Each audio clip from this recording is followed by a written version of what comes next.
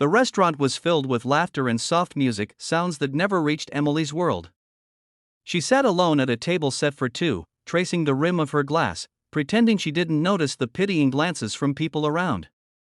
Her heart raced each time the door opened, hoping it was him, the man her friends had set her up with. A perfect match, they said. A blind date. She didn't know that this night would break her heart and rebuild it in ways she never imagined.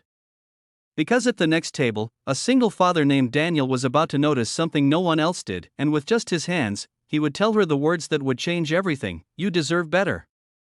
Emily had been born into wealth, but it had never protected her from loneliness. Being deaf in a world that never learned to listen had always made her an outsider. Her parents loved her, but they were too busy, her father with business, her mother with social events. People saw her beauty, her designer clothes, her expensive life, but never her silence. When her friends convinced her to go on a blind date, she hesitated. "What if he doesn't understand sign language?" she asked through a text.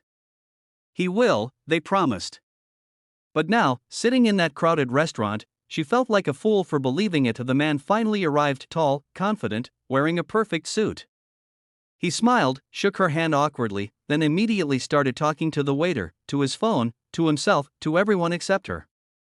Emily tried to sign hello, her hands trembling slightly, but his expression faltered. "Oh, you're deaf," he mouthed, frowning. She nodded, trying to stay composed. He sighed loudly, muttered something she couldn't hear, and waved the waiter over again. From a few tables away, Daniel watched quietly. He wasn't eavesdropping, just noticing. He had come here with his young daughter, Lily, who sat coloring beside him. Daniel was a single dad, patient, gentle, the kind of man who saw details others ignored. When his wife passed away 2 years ago, he learned to live with loss in silence, and he understood how it could isolate a person. As he looked at Emily, sitting stiffly across from a man who couldn't hide his irritation, something in him ached. Emily's date kept glancing at his watch, rolling his eyes when she typed responses on her phone. When she smiled shyly and offered her notepad so they could write, he pushed it back. "This is too much work," he said, not caring that she could read his lips. "You should have told me. This isn't normal." The words hit her like a slap. She froze, blinking fast, pretending she didn't understand. But she did. Every syllable. She swallowed hard, staring at her reflection in the glass of water. She'd spent years trying to prove she was enough, intelligent, capable, worthy of love.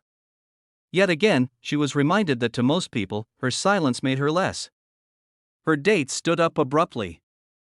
"I'm sorry, I can't do this." And just like that, he left. No goodbye. No decency. Just the echo of his retreating footsteps, an echo she couldn't hear but could feel in her chest. Emily sat there, motionless.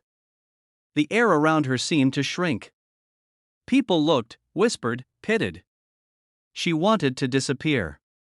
But before she could gather her things, she saw someone approach, a man and a little girl. Daniel knelt beside her table. His hands moved gently, confidently. "Are you okay?" He signed, her eyes widened. He knew. He could sign. For the first time that evening, Emily smiled, a small, shaky smile, but real.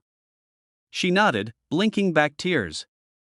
Daniel signed again, slower this time. "You deserve better." That moment, those 3 words, broke something open inside her. Not her heart, but the cage around it. Daniel invited her to sit with them. Lily waved shyly, showing her drawing of a cat. Emily laughed silently, joining them. They didn't need sound, the conversation flowed through hands, through smiles, through the kind of understanding that words often ruined. As the evening passed, Emily learned that Daniel's wife had been deaf, too. He'd learned sign language for her, and even after she died, he never stopped using it with Lily. He told Emily about his struggles, how people underestimated him as a single father, how grief had nearly broken him. She told him about her world of silent expectations, of being seen but never heard. When the night ended, he walked her to her car. The city lights shimmered against her face, softening her sadness. He signed one more time. "If someone can't listen with their heart, they don't deserve your words." That night, for the first time in years, Emily didn't cry herself to sleep. She replayed his signs over and over in her mind, like a melody only she could feel. Weeks passed, and their paths kept crossing, sometimes by chance, sometimes because they both wanted them to. They met for coffee, took Lily to the park, and spent evenings signing stories and jokes until their hands grew tired. Daniel wasn't like anyone she'd ever met, humble, grounded, kind. He saw her, truly saw her, not as a deaf girl or a rich girl, but as Emily. One afternoon, while they sat by the lake, Daniel looked at her and signed slowly, "You changed my world, Emily." She smiled, her heart racing. "You saved mine," she signed back. Their relationship deepened naturally, built not on words but on meaning. For Daniel, love was in the quiet gestures, the way she brushed hair from her face, the way she signed with joy when Lily called her Em. For Emily, love was in the steadiness of his gaze, the patience in his hands, the way he made silence feel like home. But not everyone understood. When Emily's parents found out, they were furious. "A single father? He's not from our world," her mother argued. "He's ordinary." Emily wanted to scream. Ordinary? He was the only one who'd ever made her feel extraordinary. She signed fiercely, "He loves me for who I am, not what I have." And walked out. Her parents didn't speak to her for weeks. But Daniel stood by her through it all. When she broke down, he held her hand and signed, "Love doesn't need approval. It just needs courage." Months later, at the same restaurant where she'd been humiliated, Daniel brought her again. But this time, it was different. The tables were filled with soft laughter, Lily running around excitedly. Daniel reached into his pocket, trembling slightly. He signed, "I don't have riches to give you, but I promise you a world where your silence will always be heard." Tears filled her eyes as he placed a small ring in her hand.